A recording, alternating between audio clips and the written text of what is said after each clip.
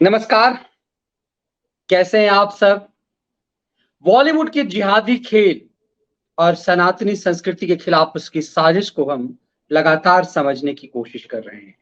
सतीश जी एक से एक तथ्य इकट्ठा करके ला रहे हैं, जो ये बता रहे हैं कि क्यों सालों तक ये बॉलीवुड भारत के खिलाफ साजिश करता रहा, सनातनी संस्कृति के खिलाफ साजिश करता रहा। आज हम समझेंगे कि कैसे जब सनातनी संस्कृति की कल्चर की इसमें एंट्री हुई, तो बॉलीवुड कैसे तिल मिलाया। सीधे सतीश सर से संपर्क करते हैं लखनऊ से। नमस्कार सर। नमस्कार मनीष जी, दर्शकों को भी नमस्कार। सर लगातार बॉलीवुड के एक एक साजिश की पोल आप खोल रहे हैं, ना सिर्फ पोल खोल रहे हैं, तथ्यों और साक्ष्यों के साथ वो सबूत रख रहे हैं जिसकी देश भर में चर्चा है। अलग अलग प्लेटफॉर्म पे लोगों द्वारा इसे सराहा जा रहा है कि हम इतने रिसर्च के बाद भी हमें जो कुछ भी जानकारी नहीं थी ये मिला।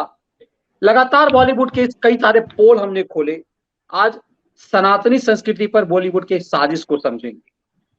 मुझे थोड़ा सा इसकी शुरुआत से, ताकि व्यूअर्स को समझ में आ जाए कि ये वामपंथी गैंग किस तरह से साजिश करता है। इसका एक छोटा सा उदाहरण ये है कि जब कोविड काल में दूरदर्शन पे 1987 का 80 के दशक का रामायण दिखाया जाने लगा, जिस समय टेक्नोलॉजी इतनी कमजोर थी तो लोगों को लगा कि पता नहीं अब लोग पसंद करेंगे नहीं।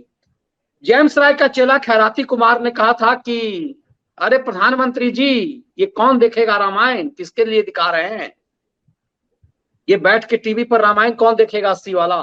और जब रामायण शुरू हुआ दोबारा से, तो फिर वही आलम हो गया जो 80 के दशक के आखिर में था। ये दिखाया कि रामायण के प्रति इस देश की आस्था क्या है और रामायण इस देश के लिए, राम इस देश के लिए क्या है। उस राम और रामायण के खिलाफ बॉलीवुड के चरित्र को समझने के लिए समझना जरूरी है बहुत आसानी से कि कैसे सुप्रीम कोर्ट में राम मंदिर का विरोध लगातार सिब्बल ने बाबरी मस्जिद एक्शन कमेटी का वकील बनकर के किया। ये दिखाने के लिए काफी है कि किस कदर सर ये षड्यंत्र हुआ, लेकिन ये सब दिखने के बाद हम समझते क्यों नहीं। सर इस बॉलीवुड के अंदर ये तो समझ में आई आज की बात, बॉलीवुड के अंदर सनातनी संस्कृति की हत्या के लिए कैसे कुछ साजिश हुआ। आप कह रहे हैं रविंद्र जैन को निपटाने के लिए जब उन्होंने एक प्रयास किया इस बॉलीवुड में सनातन और भारतीय संस्कृति की गुत्थी डालने के लिए, रंग डालने के लिए, तो उनके खिलाफ कैसे षड्यंत्र हुआ। हाँ मनीष जी, आज 3 उदाहरण दूंगा कि जिसने बॉलीवुड में ये कोशिश की कि वो सनातन संस्कृति की आवाज बने या सनातन संस्कृति को बुलंद करे, उसका गुणगान करे, उसको इसने खत्म कर दिया। वो आदमी बॉलीवुड से बाहर हो गया, उसके एकदम जिसे कहना चाहिए कि खत्म कर दिया इन्होंने, उसका काम धाम सब, और उसका नाम मिटा दिया इन्होंने। और कैसे लोगों की, मैं बता रहा हूँ कि मनीष जी, फिल्म इतिहास, भारतीय फिल्म इतिहास में अभी की बात नहीं कर रहा हूँ, एक नाम ऐसा है कि जिसने सनातन संस्कृति को उन बुलंदियों पे पहुंचा है जो कोई दूसरा नहीं पहुंचा पाया। वो नाम है रविंद्र जैन का। जरा शुरू करता हूँ, सन 75 या 78 में फिल्म आई थी गीत गाता चल जी। और उस फिल्म के म्यूजिक डायरेक्टर रविंद्र जैन थे। और मनीष जी अभी लूंगा तो सारे दर्शकों को याद आ जाएगा, आपको भी याद आ जाएगा। तो उसमें एक भजन था, मंगल भवन अमंगल हारी, और वो रविंद्र जैन ने गाया है। वो रविंद्र जैन ने इसकी धुन बनाई थी, जसपाल सिंह ने गाया था। आज भी उसके बाद सैकड़ों लोगों ने नकल की, लेकिन आज भी वो शीर्ष पर ही है वो भजन। लेकिन दर्शकों को बताना चाहूंगा कि रामायण के म्यूजिक डायरेक्टर वही थे। और मनीष जी, ये कोई किसी से भी बात करिए तो रामायण तो खैर अपने आप में दैवी कृपा थी, लेकिन उसके संगीत ने क्या जादू किया था इस देश के ऊपर, सबको मालूम है। एक अभी आपने कोरोना काल का जब जिक्र किया तो उन्होंने एक उसमें भजन है कि हम कथा सुनाते राम सकल गुणदान की। ये रामायण है, ये रामायण है श्री राम की।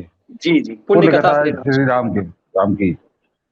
मनीष जी, सन 87-88 में रामायण आई थी और उसको 2020 में अपलोड किया गया, जब कोरोना काल बिल्कुल चरम पे था, 2020।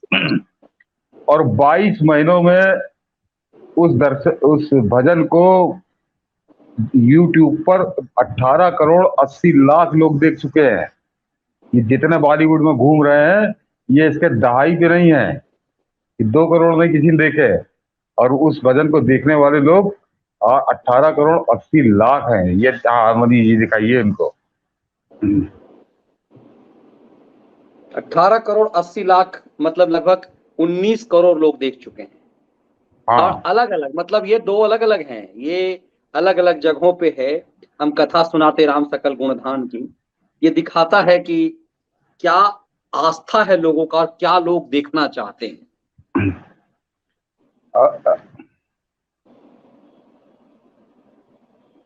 जी। तो ये मनीष जी, ये दर्शकों को बता दो कि इस भजन की धुन ही नहीं रविंद्र जैन ने बनाई थी। ये भजन भी रविंद्र जैन ने ही लिखा था, ये उन्होंने ही लिखा भी था इसको। तो और इनसे चिढ़ा क्यों बॉलीवुड, उसका कारण बताऊंगा, वो मेरा अपना व्यक्तिगत अनुभव है। तो मनीष जी, जब रामायण जिस समय सुपर हिट हुई, तो कायदे से तो रविंद्र जैन के पास तांता लग जाना चाहिए था फिल्मों का। बिल्कुल। इतना इतना सुपर हिट संगीत के शहर थम जाता था। अब ये गाने के अभी मैंने बताया कि उसके बंदे के अभी 2020 में अपलोड हुआ तो 19 करोड़ लोगों ने देखा। लेकिन मनीष जी, हुआ क्या रविंद्र जैन के साथ, कैसे रविंद्र जैन को खत्म किया गया? रविंद्र जैन 1973 में आए थे मनीष जी। पहली फिल्म का उन्होंने जो गीत संगीत दिया था, वो 1973 में दिया था। और रामायण जब खत्म हुई तब तक वो 35 फिल्मों में संगीत दे चुके थे मेरे ख्याल से। हाँ, 36 फिल्मों में संगीत उन्होंने दिया था 15 साल में, 73 से 88। और जब रामायण 88 में खत्म हुई, उसके बाद मनीष जी वो 26 वर्ष जिंदा रहे। मेरे ख्याल से 2014 में उनका देहांत हुआ। और दर्शकों को ताजुब होगा कि जिस आदमी ने रामायण से पहले 15 साल में 36 फिल्मों में संगीत दिया था, उसको रामायण के बाद 26 वर्षों में, अगले 26 वर्षों में केवल 10 फिल्मों में काम मिला। जरा गौर अरे करिए, इतना सुपरहिट संगीत देने के बाद। और उन 10 फिल्मों में भी एक फिल्म थी, राज कपूर ने उनको हिना में फिल्म के लिए कहा था। बाकी 9 फिल्में ऐसी थी जिनका नाम कोई नहीं जानता। वो जो छोटे मोटे प्रोड्यूसर थे, सी ग्रेड बी ग्रेड की फिल्में थी, वही मिली। बाकी ब्लैकआउट कर दिया गया उस आदमी को। उस आदमी को काम ही नहीं दिया गया बॉलीवुड में, जरा समझिए। और ऐसा नहीं कि केवल मैं रामायण की बात कर रहा हूँ। रविंद्र जैन वो आदमी थे जिनके दम पे पिक्चर चलती थी, जिनके संगीत के दम पे। गीत गाता चलकर मैंने नाम लिया, नदिया के पार, अखियों के झरोके से, फकीरा, लाइन लगी हुई है। यानी उन्होंने 36 फिल्मों में जो दिया था, तो उसमें कम से कम 70% फिल्में सुपरहिट थी। और बेबाक लोग लिखते थे कि इन फिल्मों के हिट होने में रविंद्र जैन के संगीत का बहुत बड़ा हाथ है। इतने प्रतिभाशाली संगीतकार को इन्होंने दंडित किया। मैंने बताया ना कि 88 के बाद 26 साल वो जिंदा रहे, लेकिन उनको केवल 10 फिल्में मिली। 10 का एक मिली समझिए, और राज कपूर ने उनको दिया काम। अन्यथा वो तो बीसी ग्रेड की फिल्में थी जिनका कोई लेना देना नहीं था, लोग खत्म हो गए। और उसी रविंद्र जैन गुमनामी में मर गए।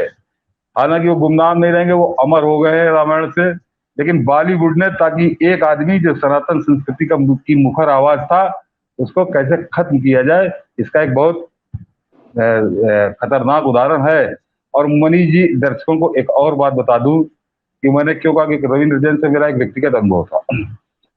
मनीष जी, मैंने होटल मैनेजमेंट भी किया है, 90 में मैंने किया था। तो मेरी इंडस्ट्रियल ट्रेनिंग चल रही थी लखनऊ में। तब एक ही 5 स्टार होटल हुआ करता था, वहीं मेरी ट्रेनिंग चल रही थी। उन दिनों 91 के लोकसभा चुनाव थे। तो भाजपा के स्टार प्रचारकों में शत्रुघ्न सिन्हा थे, ये रविंद्र जैन थे। तो ये सब उसी होटल में इनके रुकने की व्यवस्था की गई थी। लेकिन एक बड़ी खास चीज मैंने नोट की थी उस समय, कि जितने भी स्टार प्रचारक आए थे, उनका वो जो भी होटल का किराया तो था ही था, जो खाने पीने का भी था, वो सारा बिल पार्टी को जाता था। वो स्टार प्रचारक थे, सूचीबद्ध थे, तो वो केवल दस्तखत करते थे, और ये था कि बाद में वो बिल पार्टी कार्यालय भेज दिया जाता था, वहां से पेमेंट हो जाता था।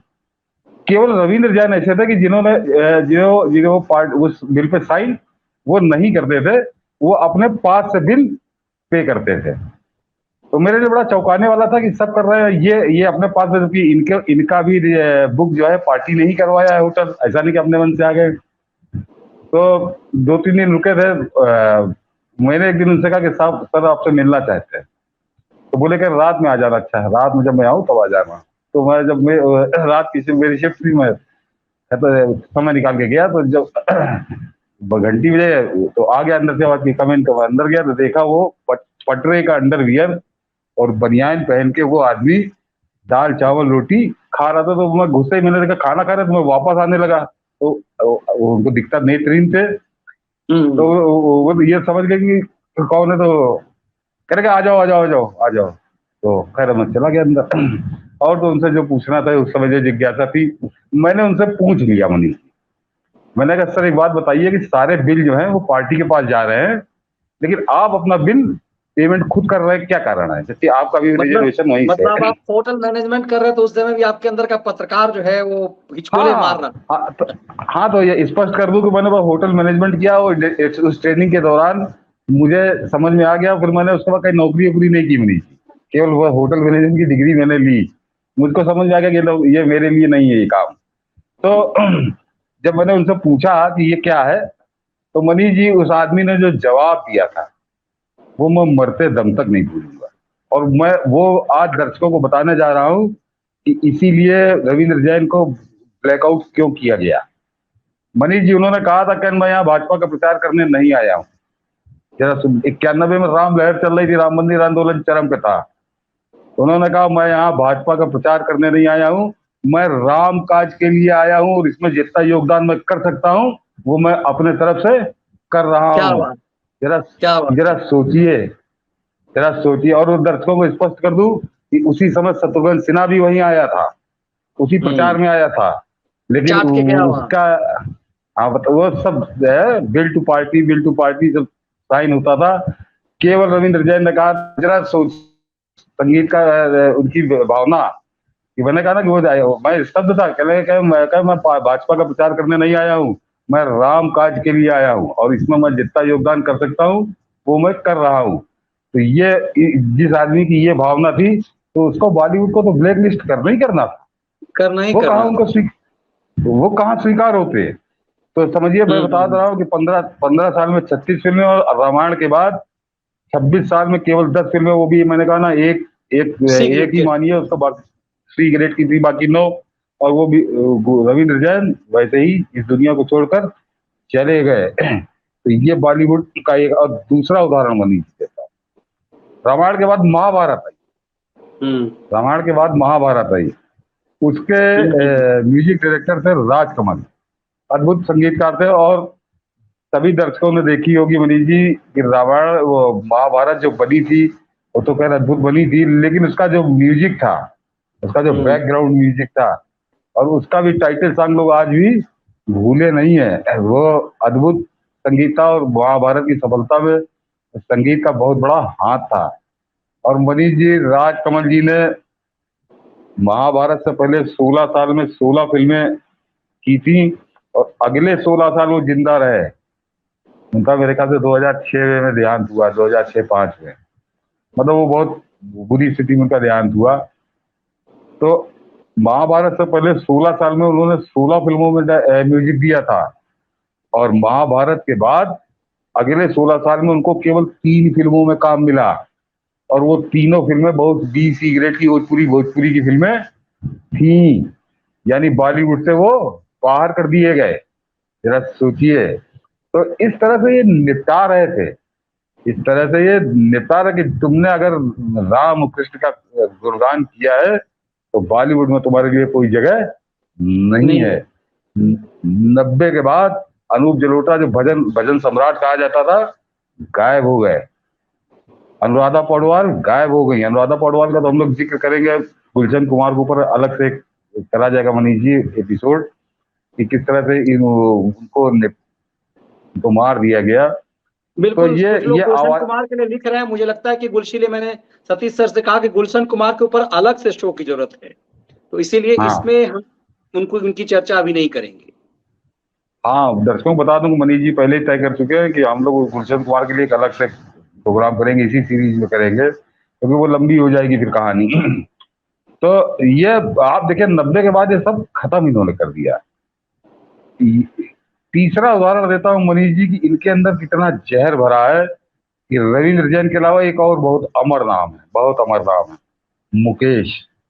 मुकेश। मुकेश के सारे गाने दुनिया भूल जाएगी, लेकिन मुकेश ने मनीष जी पूरी रामायण जो है अपनी आवाज में रिकॉर्ड कराई है। उनके मृत्यु से पहले कुछ जो रह गए थे, कुछ अंश रह गए थे तो वो रह गए, अन्यथा उन्होंने करीब करीब पूरी रामायण अपनी आवाज में की। और दर्शकों को बता दूं कि मुकेश ने उस रामायण के लिए एक भी पैसा नहीं लिया था, रॉयल्टी के लिए उन्होंने मना कर दिया था।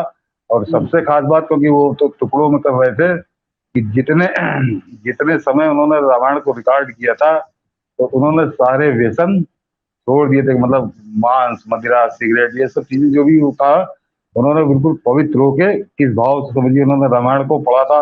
और दर्शकों से कहूंगा कि जिन्होंने ना हो तो एक बार सुन लीजिएगा, हालांकि सुनी होगी लोगों ने, कि आंख बंद करके अगर मुकेश की रामायण आप सुनिए तो आप किसी दूसरे लोक में पहुंच जाते हैं। सही बात उन है, मुझे तो मुकेश का वो सच तो खैर मेरी नई जी। जानकारी है सर, ये मुझे भी जानकारी नहीं थी इसके बारे में। अरे मनीष जी सुनिएगा, क्या मतलब आप बिल्कुल उसी काल में पहुंच जाएंगे। तो मुकेश तो बेचारे चले गए थे, लेकिन इनके अंदर जहर देखिए। 2010 में मनीष,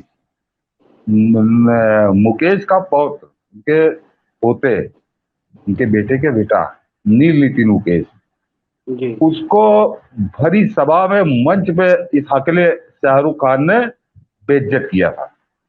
और ये कह के बेइज्जत किया था कि तुम्हारा तो नाम नील नितिन मुकेश, तुम्हारा सरनेम क्या है, सरनेम क्या है तुम्हारा।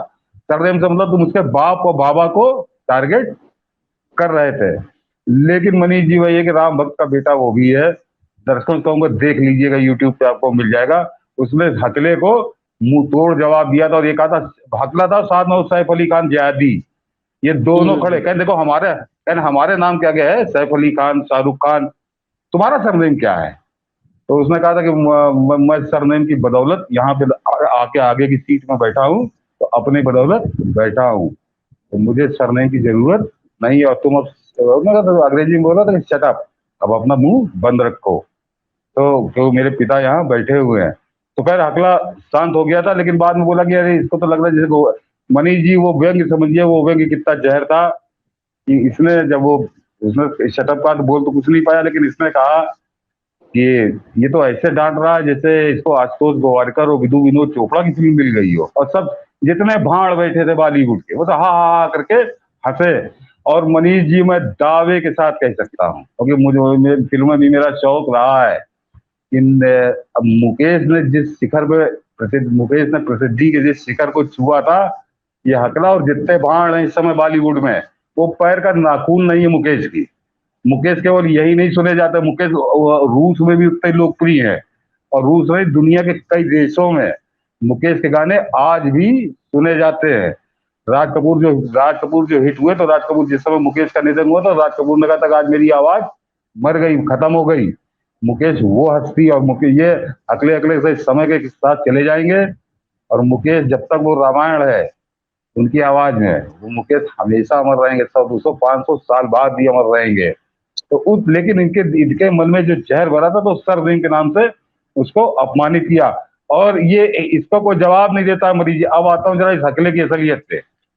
इसके इसके जो देश विरोधी कॉन्टेक्ट है वो तो छोड़ दीजिए, इसकी औकात क्या थी उस राम कथा गाने वाले मुकेश को अपमानित करने की। मिट्टी के तेल ब्लैक करता था मनीष जी, ये ध्यान है लोगों को। ये मिट्टी का तेल ब्लैक करता था, इसके ऊपर मुकदमा चल रहा था, अदालत में चक्कर लगा रहा था। ये 1995 में जनवरी 1995 में दिल्ली में था। उस दिन कोर्ट के सामने से ऑटो निकला तो बड़ी भीड़ थी। मैंने ऐसे पूछ लिया तो उसने क्या कहना, शाहरुख खान आया, तब ये नया नया आया था। तो मुझे जिज्ञासा, फिर वो एक पत्रकार जाग जाता है, मैंने क्या हो गया, तो पता चला कि मिट्टी के तेल ब्लैक करने में पकड़ा गया था, उसमें इस पर मुकदमा हुआ था, उसकी अरे पेशी वाह। झेलने आया था ये। तो ये मिट्टी के तेल ब्लैक करने वाला इस देश में सुपरस्टार बन गया, और राम कथा सुनाने वाले राम भक्त के पोते को अपमानित कर रहा था। ये बॉलीवुड गटर से भी बदतर है, नाले से बदतर है ये। यहाँ कोई इनका कोई दीन ईमान नैतिकता सिद्धांत इनका है ही नहीं। तो ये आप दर्शक जान ले, इसका खूब प्रचार करें कि इसकी मिट्टी की तेल की दुकान थी जिसमें ब्लैक मार्केटिंग करता था, पकड़ा गया था ये, और इसके ऊपर मुकदमा कायम हुआ था। बाद में कांग्रेसी सरकारों के कृपा कि वो मुकदमे की ऐसी तैसी कर दी गई, लेकिन ये पकड़ा गया, इसके ऊपर मुकदमा दर्ज हुआ। और बाद में इसका जब पूछा गया तो इसने बहाना बनाया कि अरे वो तो असल में मैंने किराए पे दे दी थी, तो जिसको किराए पे दी थी वो ब्लैक करता था। मनीष जी, मेरी दुकान में कोई ब्लैक का धंधा करेगा मुझे नहीं मालूम, मुझको शेयर दे के ब्लैक मार्केटिंग करता है वो। जब कुछ कोई अपने नाम का लाइसेंस किसी दूसरे को देता है, वो ब्लैक मार्केटिंग करता है, तो उसमें वो शेयर, तो जो मिट्टी का तेल ब्लैक करता था उसकी कमाई खा के ये पहुंचा है बंबई, और ये अपमानित करता है। इसने मनोज कुमार को अपमानित किया, मनीष जी, जिसमें मनोज कुमार जिन्होंने शहीद भगत सिंह की पिक्चर बनाई, उपकार जी बनाई, जी जी, पूरब बिल्कुल पश्चिम बनाई, बिल्कुल। अमर फिल्म है। एक्टिंग तो किया था उसने मनोज कुमार को अपमानित करने के लिए। आया, तो मनोज कुमार ने तो खुलकर विरोध किया था। ये और फराह खान, मतलब देखिए जरा नाम गौर करिए ये जिहादियों के, ये फराह खान और शाहरुख खान, इन्होंने मनोज कुमार की खिल्ली उड़ाई थी। अरे मनोज कुमार के पैर की धूल नहीं हो तुम। मनोज कुमार ने जो हिट फिल्में, अमर फिल्में दी, और आज 50 साल बाद भी याद की जाती हैं वो फिल्में। तो ये इन्होंने एक बहुत सुनियोजित तरीके से षड्यंत्र के तहत, कि जिसने देश या धर्म, वो आवाज बुलंद करने की कोशिश की, 90 के बाद इन्होंने उसके कैरियर की हत्या कर दी, हत्या कर दी, उसको किसी लायक नहीं छोड़ा। ये तो पूरी तरह से रविंद्र जैन, जो कि उनसे तो व्यक्तिगत परिचय मेरा भी रहा है, और मतलब एक होता है ना कि आप जन्मांध थे वो, और जिस सुरीली जो उनकी कहते हैं ना कि ईश्वर ने एक चीज यदि आपको नहीं देता है तो दूसरे चीज से आपको वो एक तरह से उनके लिए वरदान होता है। आपने जिस फैक्ट को बताया, मुझे लगता है कि नए सिरे से एक एक तथ्य को समझने की जरूरत है। और कल मैं ये देख रहा था, क्रिकेट के कारण व्यूअर्स तो कम थे, लेकिन जिस तरह से लोगों ने इसे बड़ी संख्या में साझा किया है और दूर तक पहुंचाया है, ये बेहद गंभीर बात आपने कही है कि जिसको ज्यादा से ज्यादा लोगों तक पहुंचाने की जरूरत है। ये सिर्फ इसलिए नहीं कि किसका विरोध क्यों हो रहा है। पता चला कि अभी इस हकले ने अपने फिल्म पठान का नाम शायद बदल दिया है कि पठान के नाम से ये है, तो इस तरह से चल जाएगा। अमिताभ बच्चन अलग परेशान है कि बाइकाट कल्चर चला है। ये बाइकाट कल्चर क्यों है, ये मुझे लगता है कि सतीश जी ने जो ये अभी जो बॉलीवुड पे जो सीरीज चलाई है, उससे समझ में आएगा कि सिर्फ ऊपरी मामला नहीं है, सिर्फ सतही मामला नहीं है कि हम बाइकाट कर रहे हैं क्योंकि वो खान है, वो शाहरुख खान है, इसलिए उनके जहर को, उनकी साजिश को। और आपने बहुत अच्छी बात बताई कि बताइए नितिन मुकेश को इस ढंग से अपमानित कर रहा, मुकेश के बेटे को, इसकी औकात क्या रही है। पाकिस्तान में इसका बाप था, इसने कहा कि मेरा वालिद वहां है, मतलब ये पाकिस्तान का एजेंट है। और आप बहुत बेहतरीन तरीके से करेंगे कैसे इसे ही क्यों नंगा किया जाता है, ये समझने की जरूरत है, इस फैक्ट को समझने की जरूरत है जी। और मनीष जी, एक और उदाहरण दे दूं, उससे समझ में आ जाएगा कि क्या हाल किया इन्होंने। पता है ना आपको कि 1990 फिल्म फेयर अवार्ड जो है, ये मनीष जी 1954 में शुरू हुआ था, 1954 में। और 1954 से 1989 तक, 1989 तक, 1954 से 1989 तक 35 फिल्म फेयर अवार्ड दिए गए। और उनमें से बेस्ट म्यूजिक डायरेक्टर के जो अवार्ड दिए गए 35, उन अवार्ड पाने वालों में 3 म्यूजिक डायरेक्टर मुसलमान थे। जरा गौर करिएगा 90 से क्या चेंज आया है। 1954 से 1989, 35 साल में 3 मुस्लिम म्यूजिक डायरेक्टर को 3 बार अवार्ड मिला, 35 साल में। और मनीष जी 90 से 2021, 31 साल में 31 साल में 20 फिल्म फेयर अवार्ड पाने वाले मुसलमान थे म्यूजिक डायरेक्टर। क्यों क्यों इसे जिहादी वुड कहते हैं, क्यों इसे कराची वुड कहते हैं, क्यों इसे दाऊद वुड कहते हैं, ये क्लियर हो रहा है। जरा गौर करिए कि एकदम से हिंदू संगीतकार मर गए, कोई पैदा ही नहीं हुआ 90 के बाद। जो पहले और उसके बाद जितने वो सब मुसलमान ही होते चले गए। और उससे पहले क्यों नहीं पैदा हो गए थे 1954 से 1989 तक। तो ये समझिए कि बॉलीवुड का इस्लामीकरण कैसे हो रहा था। और मैंने कहा था अभिजीत गायब हो गए, कुमार चानू गायब हो गए, उदित नारायण गायब हो गए, और वो पाकिस्तान से गायक आने लगे, साले फटी बांस ऐसी आवाज उनकी, कहीं न सुर न लय न ताल। और मनीष जी ये बता दूं, क्योंकि मैंने फिल्म फेयर अवार्ड किया, एक तुलना आपको बता दे रहा हूँ मनीष, एक तुलना बता दे रहा हूँ, दर्शक भी जरा सुन ले। बड़ी अजीब सी तुलना है, बड़ी लीक से हटकर, कि कौन सा गाना या कौन सा संगीत लोकप्रिय जिसे कहा जाए। ये जरा पैमाना गौर करिएगा और दिमाग दौड़ाइएगा, मेरी बात आपकी समझ में आ जाएगी। मनीष जी, कोई भी गाना जो सुपर हिट होता है, मस्त कर देने वाला होता है, वो गाना बारातों में बजता है।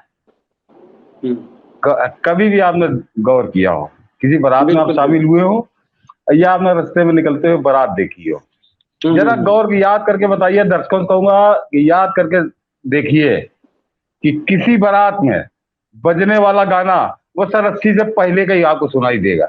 बिल्कुल सन 80 से 90 और 80 के पहले के ही गाने बारात में बजते हैं। जब वो नशे में धुत हो जाता है, बाराती नोट निकालता है, तो वो जो गाना बताता है वो 80 या 90 के पहले का होता है। 90 के बाद का कोई गाना बारात में बजता आपने नहीं सुना होगा। नहीं सुना। और ये मैंने कहा ना मतलब ये लीक से नई पीढ़ी भी जो देखती है वो भी, और जो अभी जो टीनेजर्स हैं वो भी 80 के गाने पे ही डांस करते हैं। हाँ, वो भी उसके लिए वही गाना फरमाइश करते हैं। मतलब मेरा तो 100% अनुभव है। तो समझ लीजिए कि 90 से पहले बॉलीवुड का संगीत क्या था, और जब मैंने बताया कि जब उसका इस्लामीकरण हो गया, जिहादी उड़ बना, तब से क्या संगीत है इसका, और 90 के बाद क्या उसकी स्थिति हो गई। तो मैंने कहा ना, बड़ा एक अलग लीक से हट के आपको एक कसौटी बता रहा हूँ कि इन्होंने सत्यानाश कर दिया, उस सभ्यता को, संस्कृति को खत्म कर दिया, और जिसने भी उसकी कोशिश की उसको इन्होंने बाहर कर दिया, एकदम बाहर। जी मनीष जी, मुझे लगता है इस फैक्ट को आपने बेहतरीन तरीके से रखा है, और ये समझना आसान हो गया कि ये जो लगातार इन फिल्मों का विरोध हो रहा है और क्यों ये होते रहना चाहिए, क्यों ये पठान से आगे जाना चाहिए, ताकि पूरी तरह से सच का सामना किया जा सके। और मुझे लग रहा है कि ये पब्लिक के लिहाज से इसीलिए किया जा रहा है, यूं ही नहीं बाबा योगी आदित्यनाथ ने इसे नोएडा में लाने की प्लानिंग की होगी। ये भले ही शिवसेना के ड्रामा से शुरू हुआ, कुछ लोग तो सर ये भी डिमांड आपसे कर रहे हैं इस शिवसेना का इस जिहादी वुड से रिश्ते के बारे में भी कभी बताइए, तो देखा जाएगा उस पे कि उस एंगल से क्या कुछ निकलता है। क्योंकि बहुत सारे व्यूअर्स ये भी कह रहे हैं कि आखिर जिहादी वुड से शिवसेना का क्या वास्ता रहा है। तो मुझे लग रहा है कि उस सच को समझने के लिए मुझे लग रहा है सर 2-3 खंड तो अभी करने की जरूरत है। एक गुलशन कुमार, और मेरी इच्छा है कि एक और होनी चाहिए रामायण और महाभारत के कलाकारों का बॉलीवुड ने कैसे अच्छी याद दिला दी आपने। वो असल में देश के सबसे लोकप्रिय रहे उन कलाकारों को, मुझे लगता है एक विश्लेषण, रामायण और महाभारत जो भारत के इतिहास के सबसे लोकप्रिय टीवी सीरियल है, जिन्हें उस पात्र को करने के लिए, राम को जीने के लिए जो लोग शराब पीते थे या फिर जो लोग मदिरा मांस भक्षण करते थे, सबने छोड़ दिया, सबने सात्विक जीवन जिया। ये मुझे नहीं लगता कि बॉलीवुड में बहुत सारे विलेन हैं जो कुछ ऐसा कोई सेवन नहीं करते, लेकिन बहुत सारे नायक हैं जो हर कुकर्म करते हैं। लेकिन राम का पात्र, रामायण के हर पात्र को जीने वाले लोगों ने अपने आप को सात्विक बना लिया। तो उसका मुझे लगता है कि उस पर एक रिसर्च करके बताने की जरूरत है कि आखिर रामायण है क्या, महाभारत है क्या। तो उसे बहुत एक पात्र का मुझे लगता है कि आप बेहतर विश्लेषण करेंगे। जैसे मैं देख रहा था भीष्म पितामह ने जो बने थे, उन्होंने शादी नहीं की, उन्होंने जब कहा कि मैंने जब अखंड प्रतिज्ञा ली, तो समझिए किस तरह से जिया है वो पात्र सर। मुझे लग रहा है कि उसको बहुत सलीके से समझाने की जरूरत है। नहीं, अच्छा। अभी हम लोग तो कोई म्यूजिक की बात कर रहे थे, बिल्कुल सही आपने कहा। और मनीष जी बता दूं कि श्री कृष्णा सीरियल आया था, और महाभारत में जब कृष्ण का रोल जिन्होंने किया था, नीतीश भारद्वाज। तो मनीष जी, मैं बम्बई में एक इंडियन स्पिरिचुअल आइकन, अपने धर्म संस्कृति आधारित एक क्विज का शो था, मेरे मित्र थे वो सब उसको प्रोड्यूस कर रहे थे। तो उसकी रिसर्च और क्वेश्चनियर मैंने ही तैयार कर रहा था उसके, और उसके क्विज मास्टर जो थे वो नीतीश भारद्वाज ही थे। और 44 एपिसोड की उसकी शूटिंग हुई थी। ये मनीष जी, ये भी प्रकरण बताऊंगा कैसे वो षड्यंत्र का शिकार हुआ। तो वो 44 एपिसोड के दौरान मैंने नीतीश भारद्वाज को बड़े करीब से देखा। बहुत योग्य आदमी, विद्वान आदमी, विनम्र व्यक्ति, और वो भी गायब हो गए। वो मतलब वो आपने अच्छी याद दिला दी कि फिल्मी दुनिया में फिर उनका बॉलीवुड में कहीं अता पता नहीं चला। बहुत छोटी मोटी फिल्में आई और वो गायब हो गए, जबकि अद्भुत काम किया था महाभारत में श्री कृष्ण का जो रोल किया था, तो भगवान श्री कृष्ण को जीवंत कर दिया था। तो आपने अच्छा कहा, उस पर किया जाएगा। बिल्कुल सर, वो जरूरी इस लिहाज से है कि जिसको भारत की जनता ने इतना हृदय से स्वीकार किया, जिसके अभिनय को, जिसको उन्हें बॉलीवुड ने स्वीकार क्यों नहीं किया? सिर्फ इसलिए वो, और उसको मुझे लगता है सलीके से यदि बताया जाएगा एक एक पात्र को, जो मुख्य पात्र रहे रामायण और महाभारत में, क्योंकि मैंने पिछले दिनों जब इस चीज को जिया है तो मैंने जाना है कि कैसा इन लोगों ने अपनी अपनी जिंदगी को, अपनी पूरी जिंदगी को उस पात्र को जीने में क्या कुछ किया है। और चूंकि आपने जब शुरू ही किया है तो मुझे लगता है एक आध और आइडियाज आ गए, हम यदि कर सकें तो शिवसेना के संबंधों पर भी किया जा सकता है कि आखिर क्या है। हमें, मैं अक्सर कहता हूं कि सर, कि बाहर से लगता है कि माया और मुलायम दुश्मन है, लेकिन असल में इन लोग कैसे होते हैं। पॉलिटिक्स में जो पब्लिक जिस चीज के लिए, विचारधारा के लिए लड़ती है, दोस्ती लोग खत्म कर देते हैं कई बार, लेकिन कैसे नीतीश और लालू के रिश्ते को देखिए, कैसे उसके चक्कर में पब्लिक तो मर रही होती है, लेकिन ये पॉलिटिशियन क्या कुछ करते हैं उसी ढंग से समझ रहे कि हमें लगता है कि ये कट्टर हैं, लेकिन क्यों ऐसा होता है कि पाकिस्तान का हर कोई वहां आकर के घुटने टेकता था मातोश्री में आकर के, कुछ तो बात होगी। मुझे लगता है उसे समझने की कोशिश की जाएगी। और आपने एक एक फैक्ट इसे, अगर आप कुछ करना, कंक्लूड करना चाह रहे हैं तो उसे कंक्लूड करके हाँ, खत्म कंक्लूड ही कर दूं मनीष जी की दर्शकों से इतना ही कहूंगा कि ये जो बॉलीवुड के बायकॉट का चल रहा है मामला, जी। ये बायकॉट नहीं है, ये कार सेवा चल रही, जैसे राम मंदिर के लिए कार सेवा चल रही थी और बाबरी ढांचे को ढहाने के लिए ये कार सेवा आप लोग कर रहे हैं। और ये बॉलीवुड का बाबरी ढांचा, अब ये जब तक ये गिरा ना दिया जाए तब तक ये कार सेवा चलती रहनी चाहिए, इसको नेस्तनाबूद कर देना है।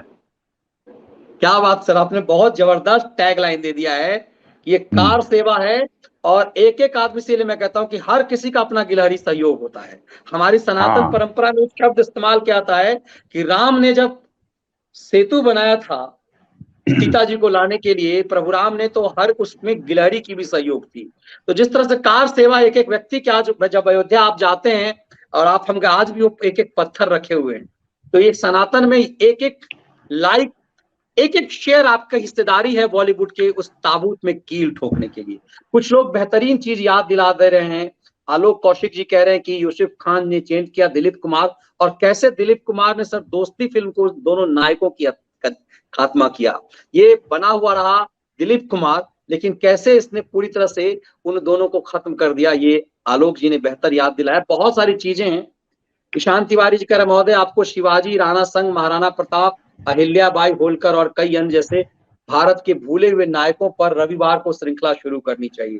देखिए कुछ ऐसे ऐसे लोग हैं जिनकी एक सलाह है, तो प्रयास ये किया जाएगा सर कि, क्योंकि जो चीजें लोगों को मिल नहीं रहा है, इस पूरे मीडिया से किस तरह का षड्यंत्र ये हुआ है।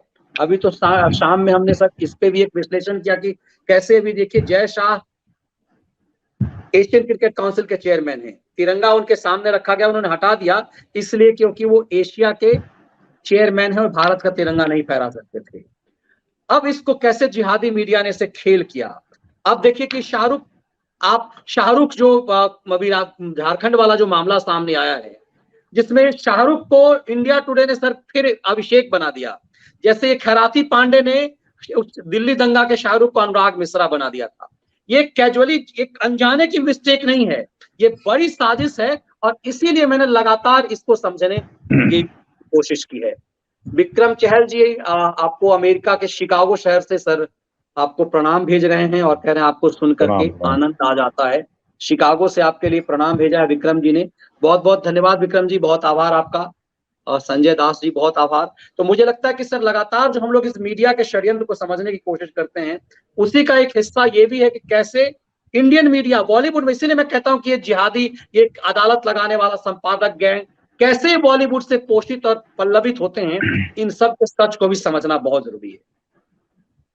नहीं, आप ठीक कह रहे हैं मनीष जी, इंडिया टुडे ने उसको अभिषेक बना दिया। मैं आज सवेरे में देख रहा था ऑफिस जाने से पहले कि सारे चैनलों पे झारखंड वाली घटना चल रही थी, उस जिहादी दरिंदे ने उस बच्ची को जला के मार डाला।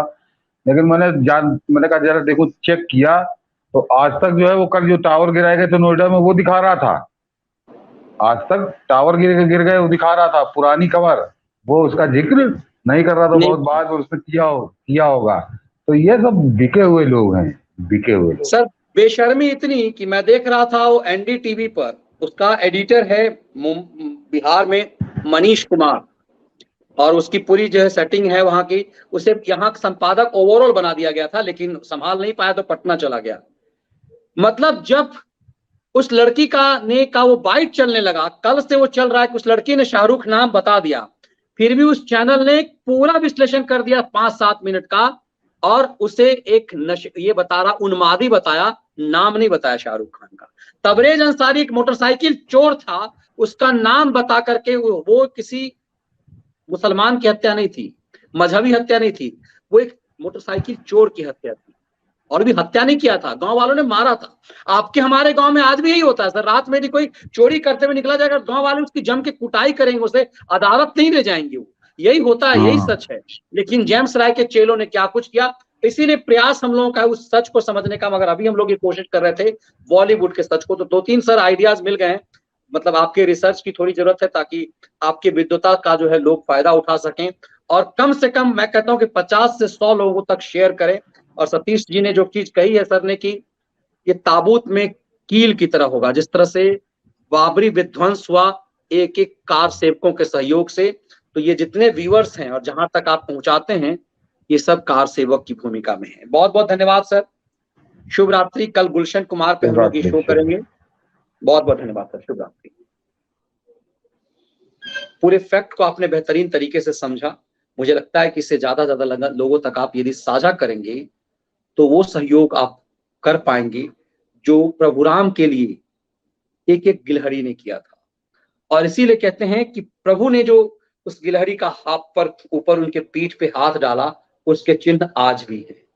और इसीलिए उन्होंने उस गिलहरी के लिए कहा कि जितनी भूमिका मेरी है उतनी ही इस गिलहरी की भी है। तो इस राम सेवा में हर किसी की भूमिका जैसे कार सेवा में रही, वैसे यदि बॉलीवुड के एक ताबूत में इस जिहादी वोट को नष्ट करने में यदि हम और आप रत्ती भर सहयोग कर सकें मिल करके, तो यह भी एक तरह से राम भजन ही है, क्योंकि राम के खिलाफ साजिश इस बॉलीवुड ने किया है। इस बॉलीवुड ने सालों तक हमारे सनातन के खिलाफ साजिश की है, इसीलिए उसके ताबूत पर आखिरी कील मारने की हम सबकी जिम्मेदारी है।